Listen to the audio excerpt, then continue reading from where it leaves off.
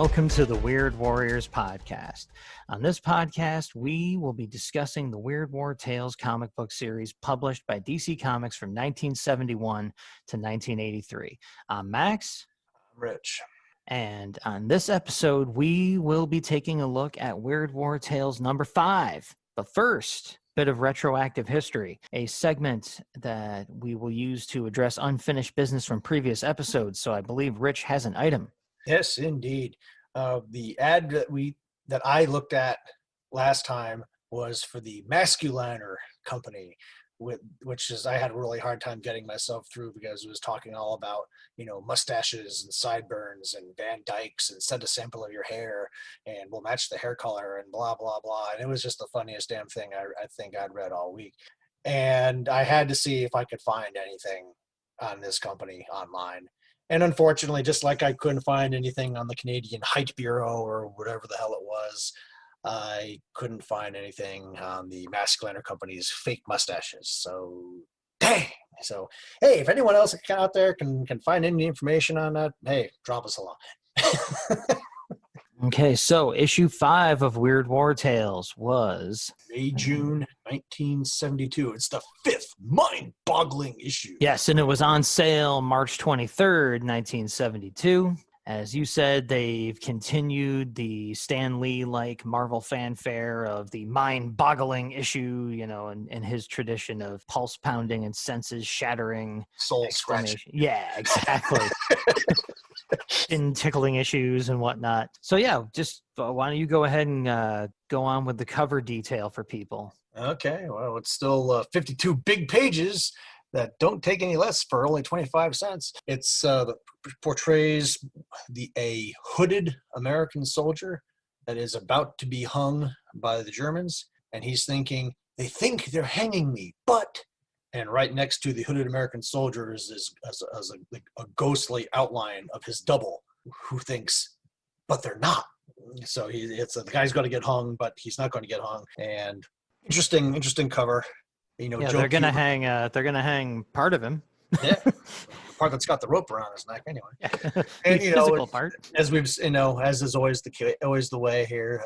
Joe Kubert did the ass kicking art on the cover. Just lunge right into the Killjoy was here for just like last time they got the name tapes reversed. They got the name tapes reversed on this one also, because the Army is supposed to be over your heart because you still love the Army. You got anything else you want to throw at this real quick? Or yeah, I think for this cover, I really dig, obviously, Joe Kubert's art on it, but the disembodied spirit leaving the soldier's body and Neil Adams' name being obviously referred to. Oh, yeah. I'm thinking it's a nod to Neil Adams' Dead Man stories, which he didn't start out as the artist on those. I think it was Infantino, but he certainly did take over the art for Dead Man and became the artist identified with the character. And those were published in the late 60s, so not too much before here. So I'm pretty sure we have a Neil Adams and Dead Man nod going on. That was going to be my commendation, because the soldier has N. Adams on his uniform, and I'm like, yeah, that there's no way in hell that's not a jab at Neil Adams.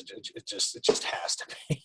Yeah. So right away, this the cover that has me going, from jump. So I'm ready for a pretty good issue at this point. So the first thing we get to, speaking of, you say business as usual, Joe Kubert cover, I'm jumping in ready for another framing sequence that is, going to be all by Joe. And what do we get instead? We get a framing sequence that is not done by Joe. Gasp. Yeah, it's called The Prisoner. Written by Bob Haney, art by Alex Toth. And the synopsis is a GI comes to in the rubble of an Italian village. Freezing in the winter cold and his uniform destroyed by an explosion, he puts on the clothes of a dead civilian and is captured by the Germans. Despite multiple attempts to explain, he is sentenced to death as a spy by hanging. In his cell, he dreams of escape. And the way the framing sequence starts, just boom. Haney just lunges right into it. The first sentence, December 1944, Northern Italy. like powdered quicklime on the corpses of the war dead. Winter snows blanket the gutted ruins of a small village. I mean, that's a hell of a way to start like any story. It really is, but especially a war book. Yeah, I was kind of blown away by this. Not just because when you open it up, it's not business as usual. It's not Kubert on Kubert, and we're off and running. This is Bob Haney, who again I have quite an affection for a lot of his Brave and the Bold writing. But we also have Alex Toth, who is an amazing artist who just didn't do a huge body of work in companies like DC Comics, but his skills are right hitting you in the face on that first page. Like his just design sense, again, not only are his drawings great, but the way he uses a page is just amazing. Like much like Glanzman, right, with the Stevens stories, with all that white space on his pages. This page not only has white space, but it has these bits of shouted dialogue that look like sound effects in the gutters, and in a lesser artist's hands this would be a mess, but instead it pulls you right in. That these snapshot moments and the floating panels just make everything feel intense, and you get more traditional panels on the second page, but then on the end of the third page, the soldier in his jail cell holding on to the bar and looking out the outside world and the snowdrift piling up. It's just, again, it's like this white space eating up the bottom of the page, and that's the snowdrift piling up outside of his cell. It's just incredible stuff to be hit with. I like the last panel in the framing sequence when the GI is just clinging to the bar. Just the look in his eyes is just pure desperation. He's just like, oh my God, there's got to be a way out of this. That is panic on this guy's face. It's just that's fear personified. He's like, how do I get out of this? He nailed that. That look of sheer terror on someone that's trying to figure out how to survive. Yeah, Toth is just a master illustrator. He worked on I have one book on his time in the animation field where he worked on stuff like Space Ghost and Johnny Quest, things you may have heard of. But just his ability to do like a lot of detail and expression with not that many lines. Like he's not super over rendering things. His individual drawings can kind of look simple, but what he lays down, every line it's there for a purpose, and it's just such a cool effect. Like you said, he gets that utter look of terror across so easily in that panel. So we're off to quite the start with just 3 pages of a beginning framing sequence story. So let's see what we follow that up with. That is gonna be our first full-length story of the issue. This one is called The Toy Jet. It's reprinted from the last story in All-American Men of War 78 from March 1960. This is also written by Bob Haney and with art by someone we've mentioned before, a guy named Russ Heath. A few times. He's a poser. We may have mentioned him. We kind of like the guy. So the synopsis of this story, and this is kind of a long one. This involves an American jet fighter pilot is brought down by flak in Korea and is captured by the Chinese. He's extensively interrogated, but refuses to crack. He finds a piece of wood, carves a toy jet out of it, and starts playing with it. The Chinese and even his fellow prisoners, who are planning an escape but don't want to include him in their plans because this guy has clearly cracked and is playing with a toy plane that he carved, they all think he's gone around the bend. Seeing how much he loves the toy, the Chinese CO gets the idea that maybe taking him to see a real jet will get him talking. Off they go to an airfield, and as soon as they're next to a real MiG, the pilot snaps out of it, grabs the CO's pistol, and holds him hostage until he can commandeer a jet. He takes off, 2 enemy MiGs go after him, and he shoots him down. Then he flies back to the POW camp and blasts the guard tower so the POWs can escape. As he flies off, he drops the toy jet down on them so they know who helped them escape. So that's a whole lot of action in one story. And I'm going to get back to the whole thing about the toy jet and how that ties into our framing sequence. But first, I want you to hit us with anything from the original comic, if you have it. Yep, that I do. And it's quite often the case, but they'll take off the lead-in from the original so they can create a lead-in from the reprint. The reprint lead-in shows the soldier that's being held captive. He's all like, a gun. If I could carve a gun, then I could escape. Like that GI who carved the toy jet. Yeah, well, okay, fine. But I like, as is quite often the case, I think they could have done very well with what was in the original book, because in the original book, it's the original starts off with, it was only a crude wooden carving of a plane, but the fallen pilot fought for it with his last ounce of life. Why? Read this sky blasting story of the toy jet. I'm like, yeah, well, as usual, the original, I liked the original better, even though they're trying to incorporate the story into the framing sequence. Yeah. And yeah, I got the whole kill. I got lunged into the Killjoy was here right off the get go because the header works in the reprint for about a second. If I can only carve a toy jet, it's like, yeah, okay, that's great because you're a World War II prisoner and this story takes place about 7 years in the future in Korea. So yeah, you know all about that. Okay.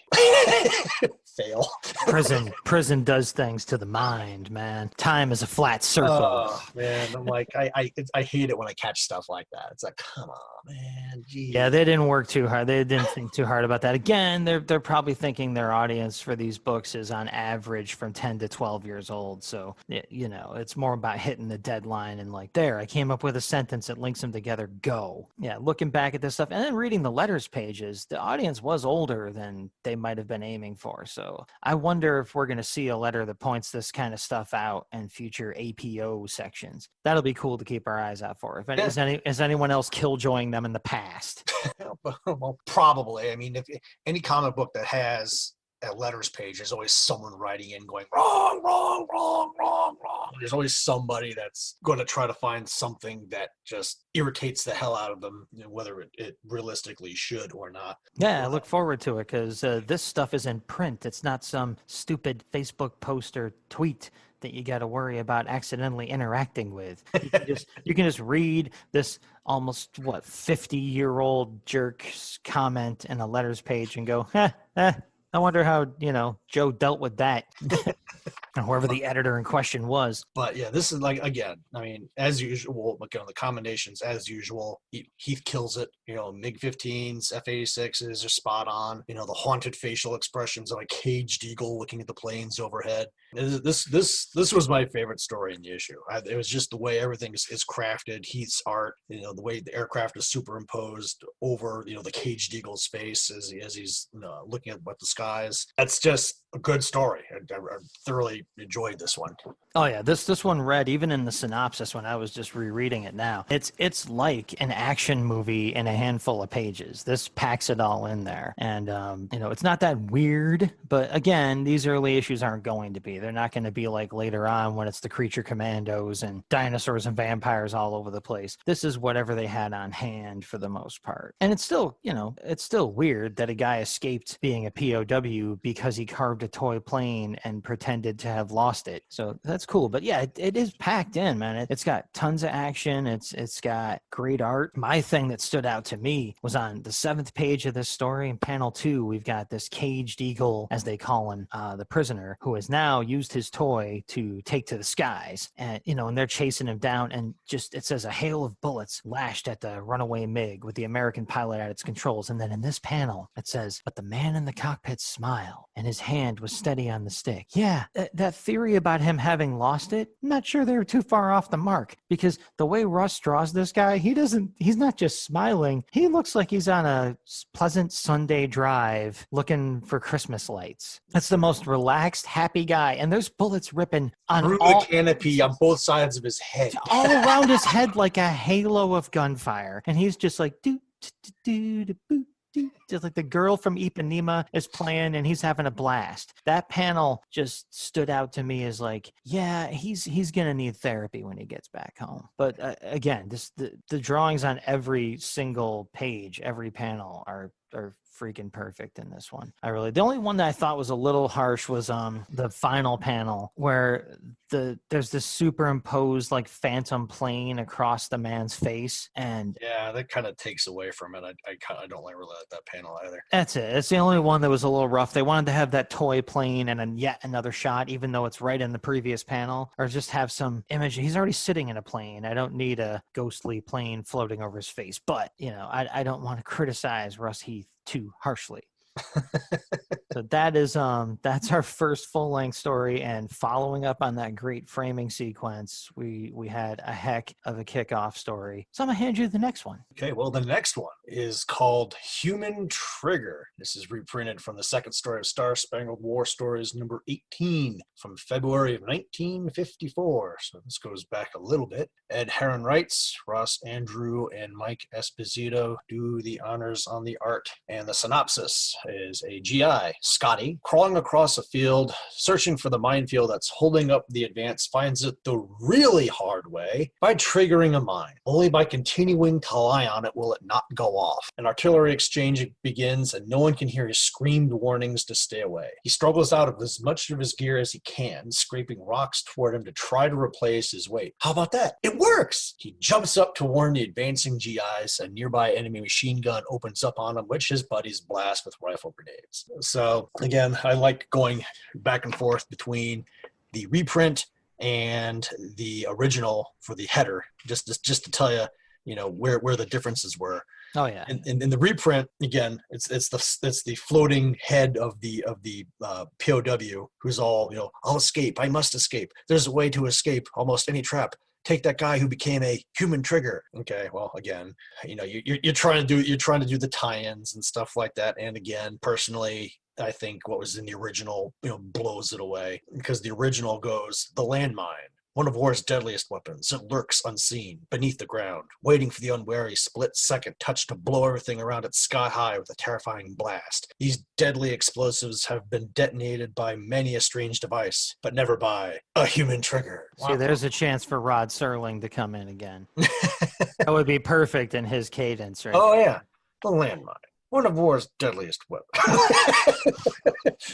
Opportunity lost. Oh, well, Yep. no, maybe next time. That's good stuff. But again, I'll have to start looking at the early parts of some of these stories and go, could Rod read this? That's what we'll have to start actually doing that. that's just a good question to ask all the time. How would Rod Serling pronounce this or read this passage? In anything. The title of the story, I'm sorry, I have a little bit of trouble with it, with human trigger, because a lot of the times landmines, IEDs, booby traps, whatever the hell you want to call them, they're triggered by humans. I mean, people trip the wire, flip the switch, do something like that, and but this is like the transitive property of he is even though you're going to killjoy this in a second, the concept here is that he becomes the trigger, that once he moves, the bomb's going to go off instead of once he moved the trigger. So now it's and I'm working real hard to make this function, but he is now he's now part of the mine rather than the thing that's going to trigger the mine. But go ahead and save me from myself here and killjoy us on the concept that this whole story centers around. Oh, my baby, sweet baby Jesus.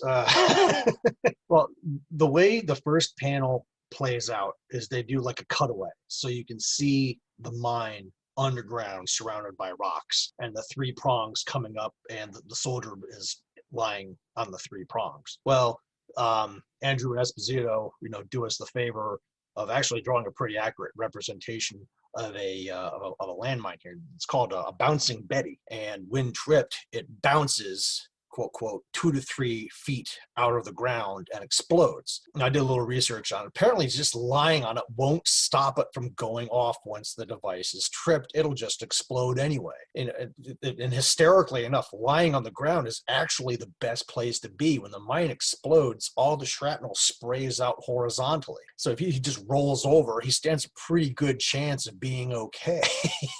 I don't know, a lot of you guys have undoubtedly seen the movie Big Red One with Lee Marvin and Mark Hamill and everything else. It was like 1981 World War II movie.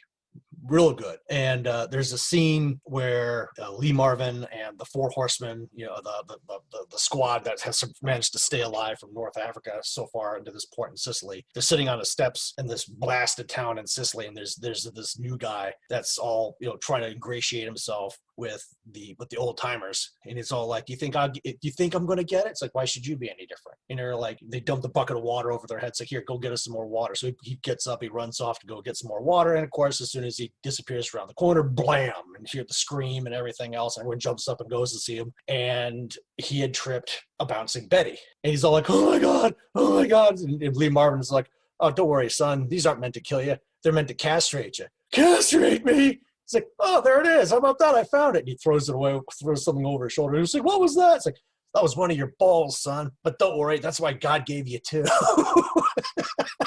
No, I did not see that. Now, was he messing with the guy, or was that definitely a piece of his anatomy? He actually, you see him throw a little red something over his shoulder, you know? Is that the big red one, or is that just the big small red one? Big No, red I mean, like, what he threw. Yuck. Was the haha. It was one of the two. How about that? It was a joke, son. Yeah, so I just want, like, the scraping of rocks toward him to replace his own weight. Is it possible to read that now or past the 80s without thinking of Indiana Jones? Like, yeah, I'll be honest. You know, the Raiders of the Lost Ark, when he's all like, hey, you know, trying to figure out the weight of the idol and everything else like that. Yeah, I won't lie. I was thinking the exact same thing. And it almost never works. You almost never get it right. You know, it's too light or it's too heavy or something. So yeah, so just the whole thing with the bouncing Betty and everything else like that was kind of, you know, detracted a lot from the story for me. But on the flip side, you know, I know the art, they say the art is done by Andru Esposito, but man, I don't know. I mean, there's a couple of panels on this thing, especially during like the heavy artillery barrages where it's like, you know, all the wham, blam, pow, pow, boom, everything else of like the explosions and stuff, and the way the guy is drawn screaming and stuff like that. It screams like the old EC comics, like Two-Fisted Tales at me. It just, I don't know. There's just something about it. It doesn't look like Andru and Esposito art in a couple of these pages. I don't know. Maybe it's just me, but this looks like, you know, Wally Wood or something like that. Yeah, I wouldn't have guessed them either. But the other thing is, I've heard of Two-Fisted Tales and the EC War books, but I've never seen them. And if this is what, you know, specifically the artillery scenes with these like big, bold, like just gigantic sound effects all over the place, just repeated over and over in the air, and, you know, almost to the point where if it was done just the wrong way, it would look really cheesy or campy, but it doesn't here. If that's the kind of style, you know, that reminds you of these EC War books, I need to check some of them out, because that's just, that's crazy. It just looks almost underground comics level. Like, you know, even like the last panel of page 3, right when these artillery sound effects are just getting going, there's the, you know, the soldier lying on his belly, the human trigger, yelling to his people and being drowned out. And he's saying, hey guys, you're headed toward a minefield. Now, I did snicker a little bit because I saw the way his face was portrayed, and I just thought, hey, you guys, you know, that like, I'm not even sure what that's from anymore, other than the Goonies. But, you know, the Goonies got it from, the Goonies got it from somewhere else. But the panel right after that one, it's the same thing, you know, woo, blam, blam, blam, you know, and, you know, his screams are much, much smaller words, you know, surrounded by the bigger words of the explosion. So you even get the idea that his shouts are being drowned out by the explosions of the artillery exchange. Yeah, it's just great visual. All these, you know, the artillery panels and stuff like that, you know, carry really well.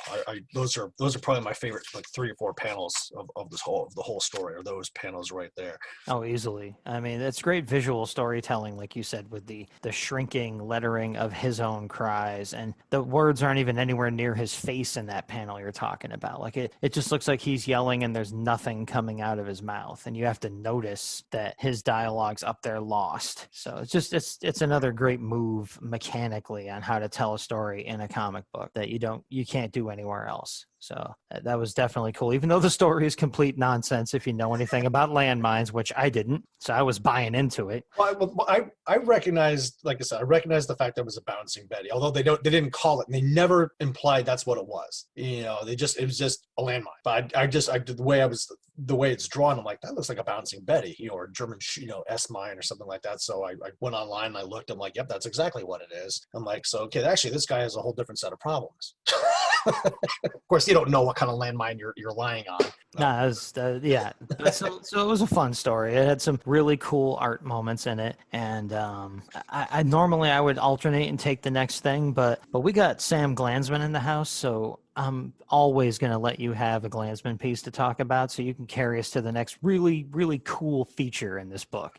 Okay, well, the next one, it's called Tabletop Dioramas, Infantry, Queen of Battle. And it's 2 pages of Sam Glansman art. And the whole idea is you cut out these 3D-ish dioramas and you mount them on cardboard. And it's an interesting concept. And I like the art and everything because, hey, it's Sam Glansman. But I'm not a fan. I mean, because it would involve, cutting up my comic book.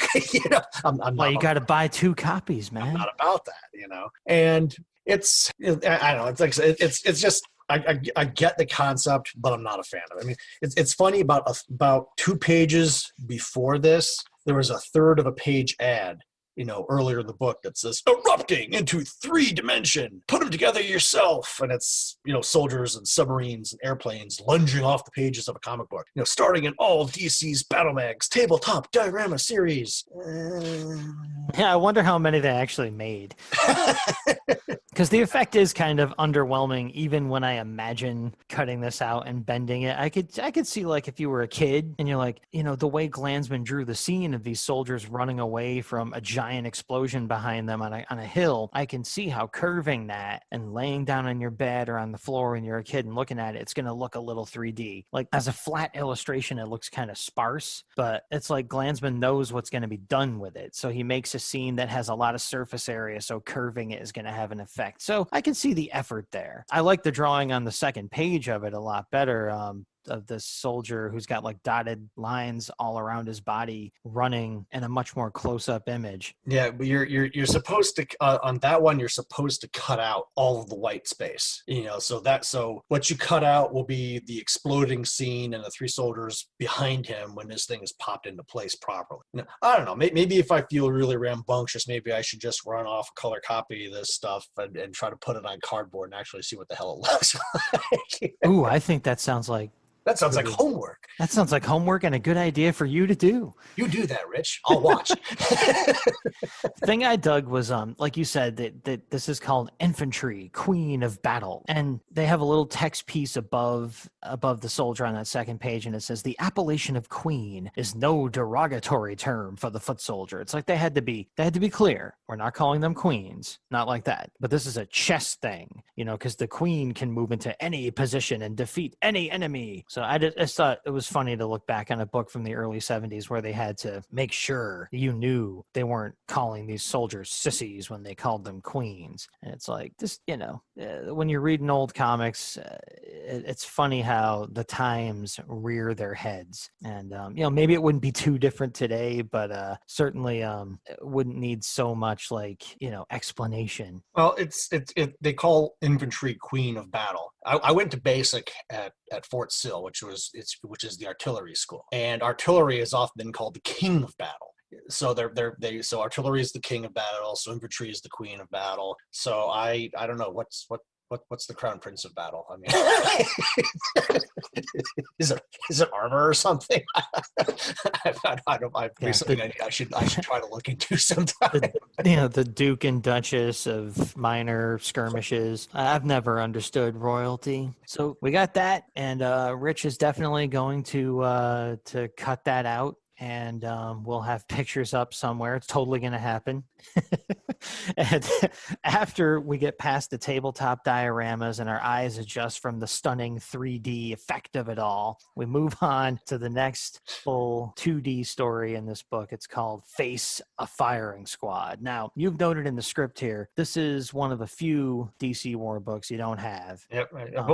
I'm up to the point where I said this in our intro episode that I'm only have about 4 dozen of the old DC war books that I don't have, and amazingly this comes from one of them. It comes from Star Spangled War Stories 14 from October 1953. So we're really starting to get into the way back machine, for this one. This was originally entitled "I Faced a Firing Squad." So again, I don't know why they feel the need to play games with titles and the like. So, but I don't have anything to compare. I don't have the original to compare the lead in to. Well, they changed the title here just for grammar, because like we've got the floating head of our prisoner of war from the framing sequence, and he says, "I know it looks bad for me. I'm about to be hung," just like the story I'd heard of a GI who had to face a firing squad. So they just chopped it to fit his hackneyed framing sequence lead-in sentence. So at least this time there was some functional reason,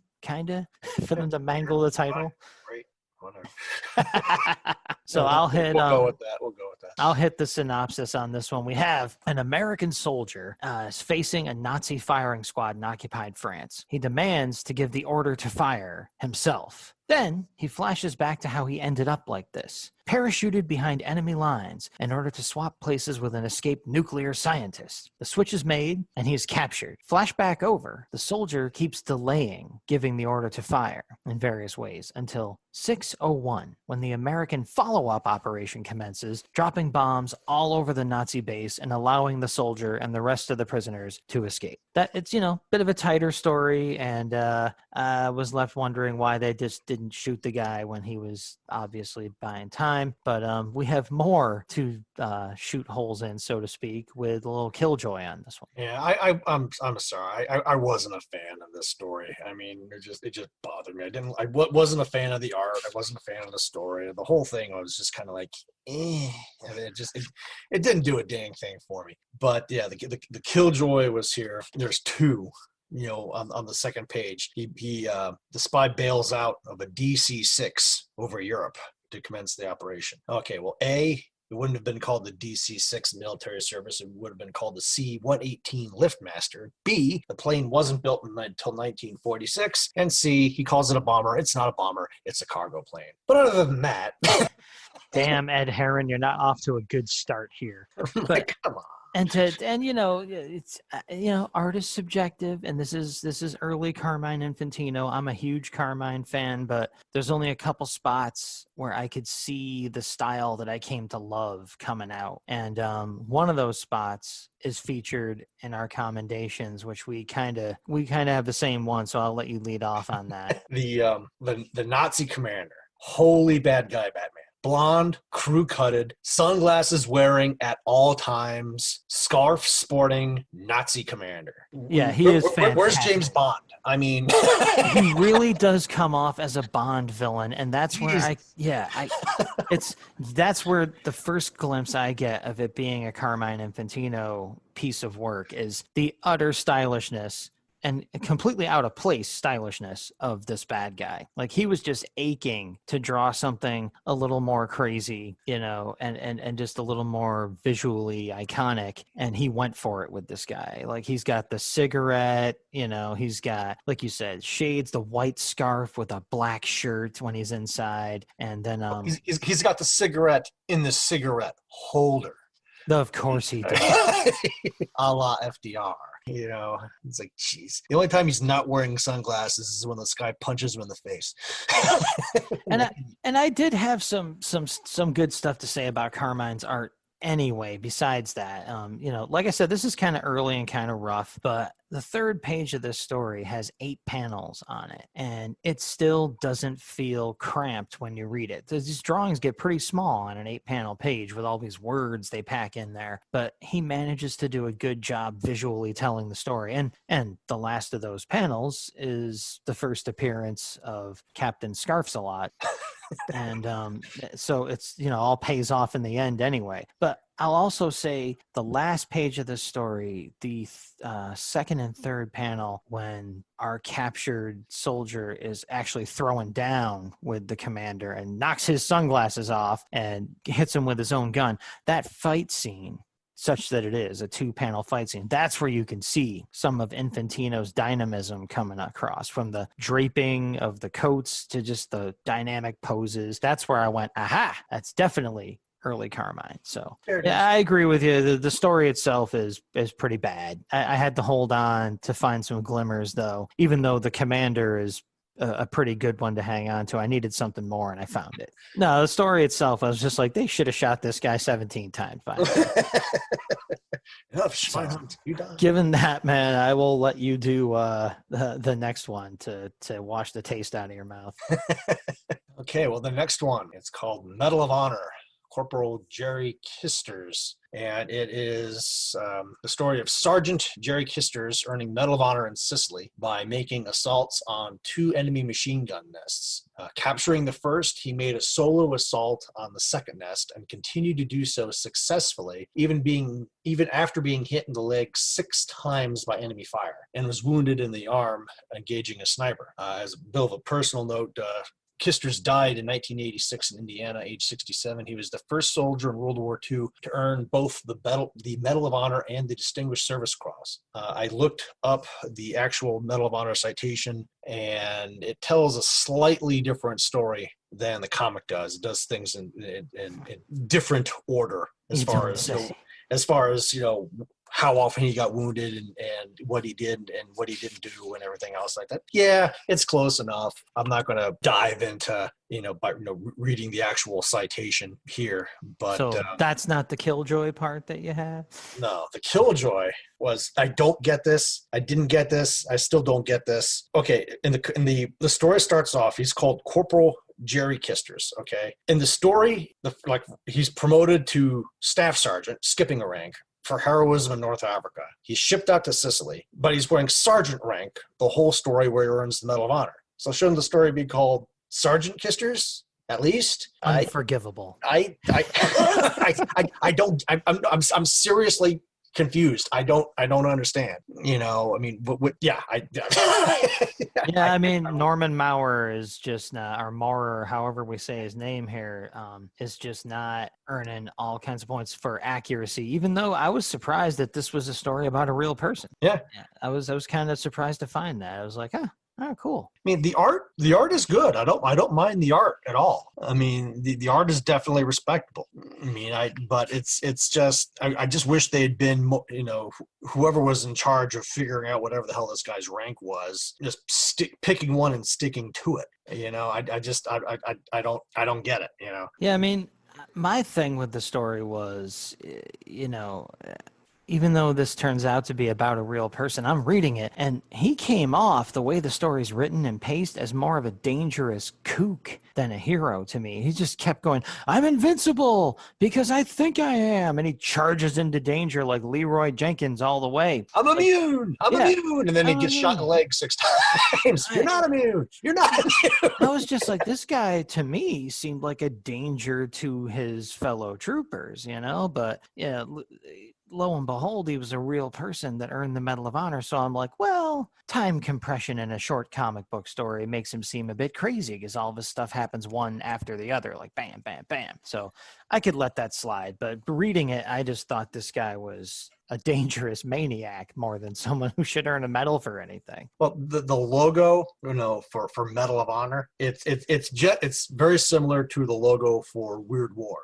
Because the words medal and honor are filled with just combatants of the Rough Riders, the Civil War, World War I, World War II, just all kinds of really quick stick figure sketches of various wars, various scenes, machine guns, mortars, artillery, blah blah blah, hand-to-hand combat. Yeah, they're even more detailed than stick figures. They're like pretty. Yeah.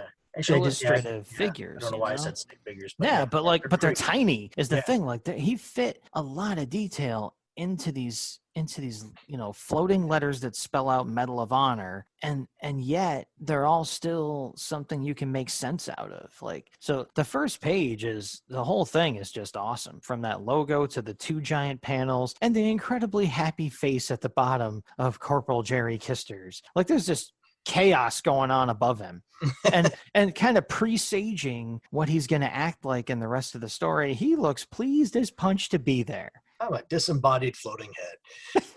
It's just great. I mean, that's the art, and the rest of the story is pretty darn good too. But for me, that first page is just like, you got it, man. I don't care what else is wrong with this story. You earned your paycheck right there. Yeah, I'm just going to go off on a quick little side rant real quick. I give the powers that be that did the story credit because they didn't fall down that rabbit hole. But one of the things that irritates me about the Medal of Honor is when people call it the Congressional Medal of Honor. There's no such thing. It is the Medal of Honor. The Medal of Honor is awarded in the name of Congress. So anytime you see Congressional Medal of Honor, it's the wrong thing. You know, it's someone once said it's like calling the Victoria Cross, Great Britain's Victoria Cross, the Parliamentary Victoria Cross. It's an extra word. It makes it sound more important. Politicians, man. That's not what it's called. Politicians just trying to get their name on something so they can act like, they're associated with a thing, like they did something. So, they got to take their chances to suck up credit where they can. So that's just one of those little things that irritates me, but so speaking of politicians, our next story is called Slave. And this is an original in this book, so we're out of reprint territory here. This is written by Will Franz, who I'm not super familiar with, but with art, again, by a guy that I think we've mentioned a couple of times, named Russell Heath. Yeah, Russ Heath. I'll have to look that up. Yeah, that guy. You should do some research, find out who he is. The synopsis for Slave, and there's a reason I'm saying that I'm calling out the title like that, but I'll get to it. The synopsis is: a Roman slave working the mines nurses an injured hawk back to health as he dreams of his own freedom. When the hawk is discovered by the guards, one of the guards starts beating him. The hawk attacks the guard, which enrages said guard. The slave grabs a sledgehammer and kills the guard with it, sealing his own fate. The other slaves later see the hawk flying free, and they know there is an escape from this place, as the hawk stops to visit his friend, who is now crucified under a burning sun. So, yeah, there's an escape if you have wings. But the guy that nursed the hawk back to health isn't going to do so well. At least the hawk doesn't stop to, have lunch. Yeah, pick out his eyes for energy. So, yeah, as I said, there's a reason I said the title. We don't have a killjoy on this one because Rich is not an expert on ancient Roman tactics and equipment and history. So thank goodness for that. But I'll jump into my commendation. It's the splash panel with the title. The thing is amazing. Again, it's Russ Heath. It's not even that big a panel. It's like, if you took 3 regular panels on the bottom row and dedicated them to this, there you have it. But the words slave look like they're carved out of stone, standing in the background while this row of chained together slaves is led across the desert, and the sun is red and high in the sky in the background. And so there's these shadows coming off the letters into the foreground. It just looks like a title shot from a movie or something. And my favorite little touch is that slave is in quotation marks, which are also carved out of stone and balanced on the tops of these giant letters. So it's Russ Heath. Every panel in this thing is great, but that one just stands out and just hits you right in the face. Speaking of getting hit right in the face, my favorite panel is the one right after the slave grabs the sledgehammer and goes after the guard. It's the bottom panel on page 5. The guard is laying dead on the ground, and there's a stove-in helmet laying on the ground next to the guy's head. And I don't know if it's by accident or by design, but the way Russ Heath drew the guard's hair, it kind of looks like that his skull might have a little bit of a sledgehammer dent in it. Yeah, he definitely got away with something there, and it's fantastic because you have to put the visual clues together of the way that helmet is bent in, and then the slight strange effect that's worked into how the hair is drawn. Like, if you can put it together, you're like, oh, that's not a trick of the light. I don't think he's getting up. Nope. But yeah, just again, Russ Heath just freaking owns this thing. There's this one panel where the guard, just hits the slave across the face with like a whip or a cat o' nine tails or something like that. And just the fury on the guard's face and the pain, anger combination on the slave's face. It's just, man. I mean, again, we have these fanboy parties for Russ Heath all the time, but man, it's well earned. I mean, It's deserved. The next panel after the one you're talking about is the Hawk swooping in to defend his buddy. And the look of terror on that guard's face is fantastic. And the Hawk looks severely pissed without being too, like, anthropomorphized or anything. It's just like, that is one angry bird. And in the panel after that, the guard is still trying to attack the slave, but he's holding the side of his face that obviously got a set of claws in it. Everything this guy does, everything Russ Heath does, is a masterclass on how to properly tell a story in a comic book. And the last three panels of the story, when the slave is crucified under the burning sun, again, the way the angle of the sun, the way the way the shadows fall, the Hawk kind of leaning over him, looking down on him, and the slave is kind of looking up at the Hawk, and then everything else. Again, it's just bravo. I mean, it's so well done. Really, if nothing else, people listening to this show, get out and find anything you can illustrated by Russ Heath or Sam Glanzman for that matter. Or Joe Kubert.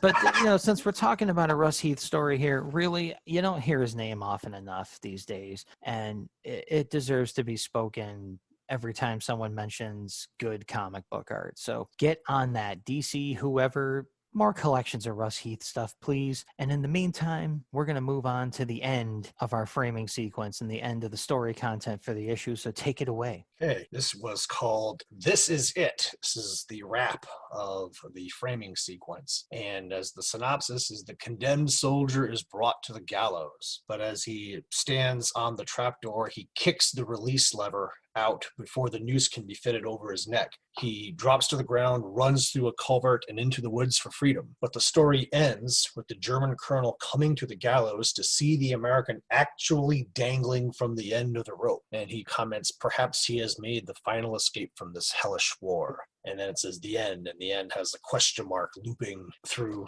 the words, which I thought was a pretty neat touch. And, I'm going to, again, just lunge right into the killjoy was here. So I'm pretty sure he couldn't have gotten that leg tucked back to complete falling through the trapdoor after he triggers the trap mechanism. That is probably the one awkward drawing that Alex Toth ever put down on paper. It doesn't even look feasible.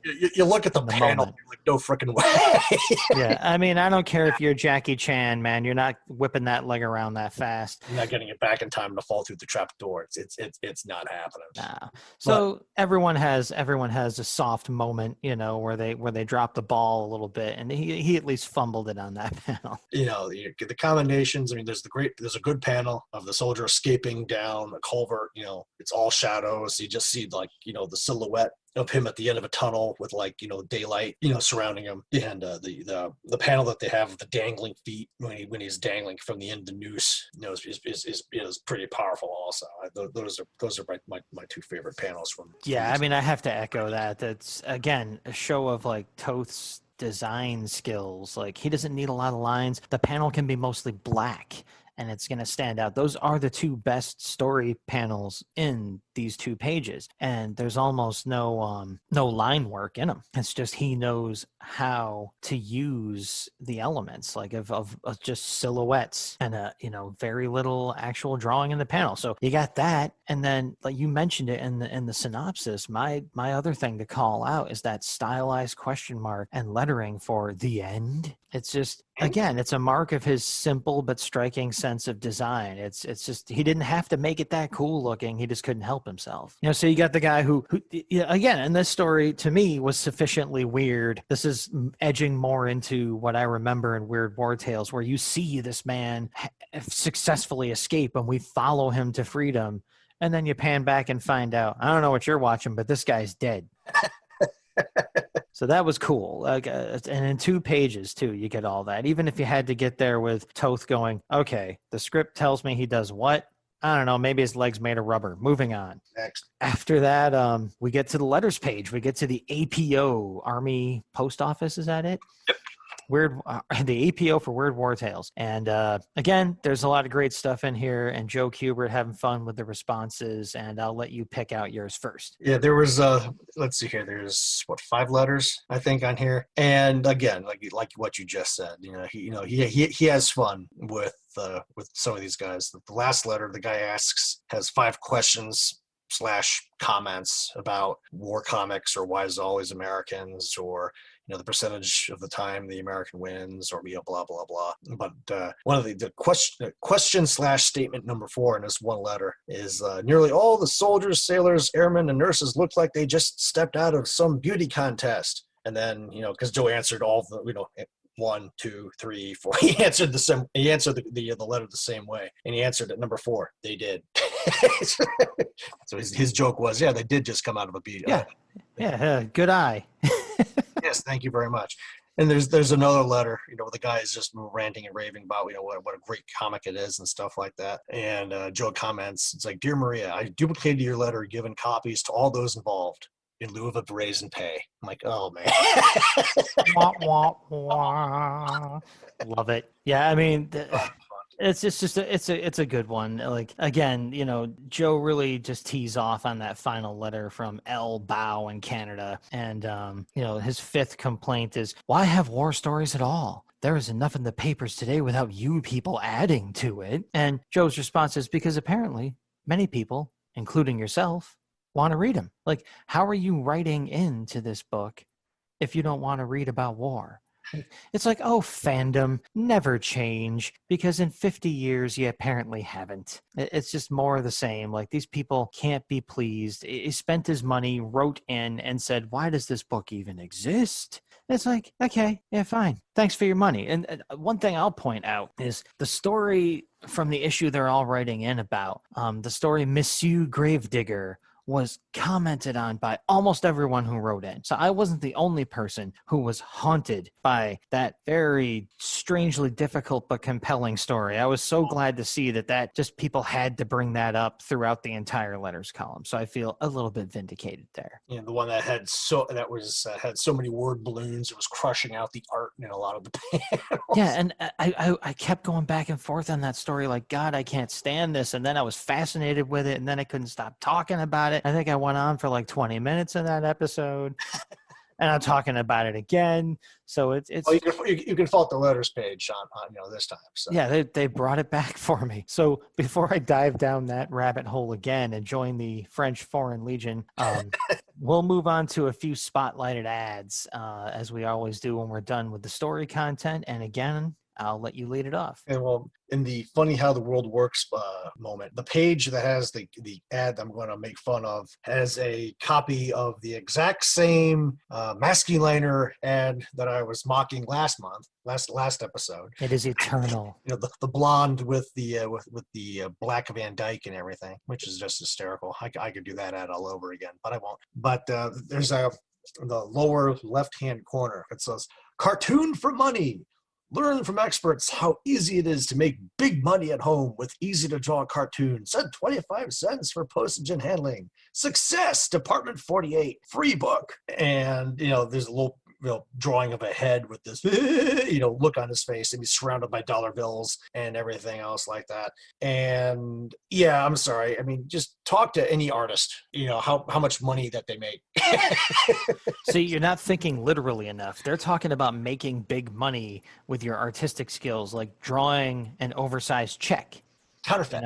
Yeah, making a giant cartoonish, like, beach towel sized dollar bill. Because now you know how to draw things, and you can sit there and imagine that's real. Like, the job at Price is Right. Yeah, man. Like the way to make big money from cartooning at home is to get a bunch of fools to send you 25 cents for a free book with some bad drawings in it.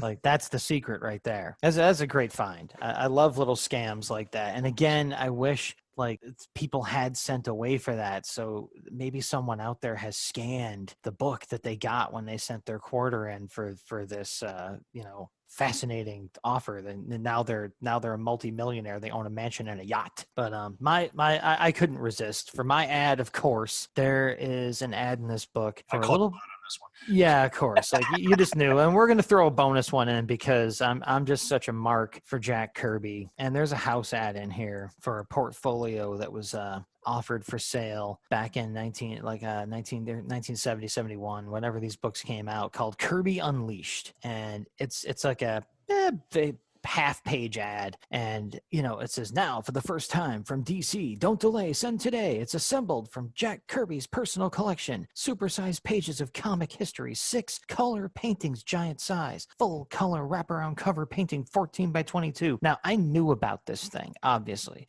because I'm a Jack Kirby fiend, and today, when we're getting ready for the episode, I made sure to go to tomorrows.com and download the digital copy of the reproduction of this and just flip through it. It's like 60 pages of great Kirby art from, at that point, stages in his entire career, including these 6 color paintings that were from the portfolio that largely became the basis for his New Gods work. So, and there's tons of text in there about Kirby's career and his impact on comics, just a lot of history in there, a lot of personal sketches. It's freaking amazing. So this is one of those things like that isn't overhyped, compared to, give me a quarter and I'll send you this cartoon book and, maybe, and you'll never hear from us again. Haha.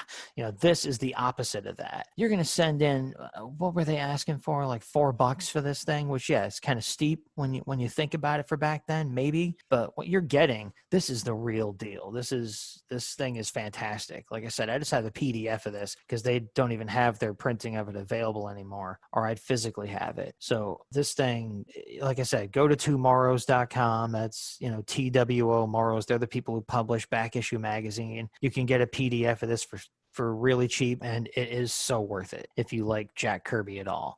So that's my rant and rave about that. I'll let you to make up for people having to go through my Jack Kirby sermon, talk about one of the ads that I was very tempted to do if it wasn't for Kirby, because goddamn, I forgot this existed. We have yeah, go ahead. Yeah, we were making fun of Atlas last episode, and where else can you go after talking about Atlas but to go after Arnold, because there's a full page ad, at the very end of the magazine, just inside the back cover, of weightlifter, 20-some odd year old, Arnold Schwarzenegger, making a muscle with one arm and holding up the 2-piece bikini wearing girl holding up a magazine with the other arm, with the whole, I put 2 full inches on my arms, 3 inches on my chest, trimmed 4 inches off my waist in just 7 weeks. Why not you? And it's just interesting seeing, Arnold looking, this young. It just is. The strongest, most virile and admired men are built by the Wider system, whatever the Joe Wider personal trainer system is. Yeah, I think it's Joe Weider, but it would be funny if it was Wider, just because this is all about bodybuilding. Like, it's almost impossible to look at that word balloon that they have coming out of Arnold's face and not read it in his accent. I put 2 full inches on my arm. Yeah, especially at the end, like, from the SNL, the now classic old SNL gig where they were sort of parodying Arnold when he says, "Why not you? What's wrong with you, girly man?" It's just like Joe Weider. You have to like sort of drill into this ad to even see the guy's name, because they're like, hey, Arnold Schwarzenegger isn't really anybody yet, but they know he's a bigger deal than Joe Weider. That was the interesting thing, because when this comics is from 1972, and so you get to the end of the comic and here's Arnold Schwarzenegger. I'm like, wow, really? I mean, 1972, he was doing this stuff all the way back then. And you look at underneath the big word balloon, and it says, says movie and TV star Arnold Schwarzenegger, Mr. Universe winner. He believes you too can easily duplicate the muscle building success, blah, blah, blah, blah, blah, blah, blah. I'm like, he was in movies and TV shows? He did that thing called Pumping Iron that was what catapulted him, into the public eye. So he was at least in this film called Pumping Iron that made a big deal about him. So that probably had come out at this point, and people were probably talking about him, because from what I've heard, that movie did make a big impact, and not just got him noticed, but a lot of people at the time were at least talking about it. So that obviously got him an ad gig here. I still dig the line you read at the bottom of the ad where it says the strongest and most virile and admired men. So he's not just promising, he's making a whole lot of promises down at the bottom there that I'm not sure a muscle building ad can take care of. But, that hasn't stopped anyone from trying to compensate with weight sense. So, that's eternal, I guess. But, like I said, to make up for the fact that I just had to run, full speed at the Jack Kirby ad, we can't ignore the fact that 1972 Arnold Schwarzenegger is in this comic book. And, get it if you can get a hold of a copy of this book, people, it's chock full of good stuff. Like the ads in this, we could make another 2-hour episode going off all the stuff in here. It's a fantastic issue to begin with, even though at least one of the stories was kind of a dud. The rest of it is fantastic, and I'm looking forward to seeing, now that we're getting out of the heavy reprint territory and we've had our first framing sequence that isn't a Joe Kubert story and it was good. I'm looking forward to seeing how many more changes are coming as we plow on to what the later issues here. So I don't know if you've peeked ahead, but I have not. Oh yeah. I got Weird War #6 right here. I just dug it out of my my long box right before we started recording, and yes, actually, the framing sequence for next episode will be done by Alex Toth and Bob Haney again. Right on. All right. Well, with that, Hubert next month, if nothing else. next episode, if nothing. Fantastic. So before we spoil too much, give it all away, we will bring this episode to a close. And until next time, make war No more.